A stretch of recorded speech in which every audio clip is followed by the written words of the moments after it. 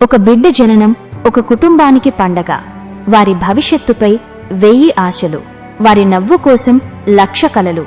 కాని కొన్నిసార్లు ఆ కలలను కబళించే ఒక నిశ్శబ్ద శత్రువు పొంచి ఉంటుంది. ఆ శత్రువు పేరే తలసేమియా.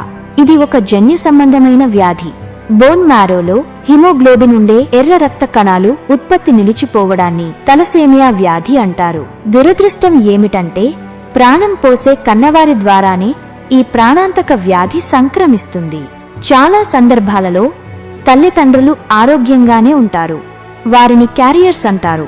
2 క్యారియర్స్ ఒక్కటైతే వారికి పుట్టబోయే బిడ్డకు 4లో 1 వంతు ప్రమాదం ఉంటుంది. 3 నెలలకే ఈ వ్యాధి లక్షణాలు బయటపడతాయి. ముఖం పీక్కుపోయి బాల్యంలోనే ముడతలు పడినట్టుగా తయారవుతుంది.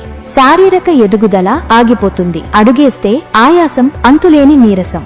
ఇది కేవలం ఎవరో అరుదైన వారికి వచ్చే వ్యాధి కాదు. మన దేశంలో 1,50,000 మంది పిల్లలు దీనితో పోరాడుతున్నారు. మన ఆంధ్రప్రదేశ్, తెలంగాణలోని 7,200 మంది బాధితులున్నారు. తలసేమియాతో జీవించడం ఒక నిరంతర పోరాటం. ప్రతి 2 నుండి 3 వారాలకు ఒకసారి క్రమం తప్పకుండా రక్తం ఎక్కించాలి.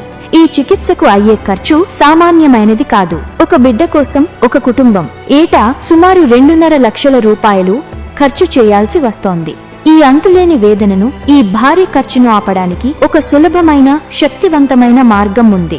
పెళ్లికి ముందు లేదా పిల్లలను కనడానికి ముందే భార్యాభర్తలిద్దరూ ఒక చిన్న రక్త పరీక్ష చేయించుకోవడం. సిబిసి మరియు హెచ్పిఎల్సి అనే ఈ పరీక్షల ఖర్చు 1000 రూపాయల లోపే. పిల్లల కోసం ప్లాన్ చేసుకుంటున్న ప్రతి జంటకు హెచ్పిఎల్సి పరీక్షను తప్పనిసరి చేయాలి. ప్రతి గైనకాలజిస్ట్ దీనిని ఒక బాధ్యతగా స్వీకరించాలి. ఈ పోరాటంలో మీరు భాగం కండి. తెలుసుకోండి, ఇతరులకు చెప్పండి, రక్తదానం చేయండి. ప్రభుత్వాలు బాధితులను ఆదుకోవాలి. వైద్యులు బాధ్యత తీసుకోవాలి. ఒక తలసేమియా రహిత భవిష్యత్ సాధ్యమే. కలిసికట్టుగా మనం ఆ భవిష్యత్తును నిర్మిద్దాం.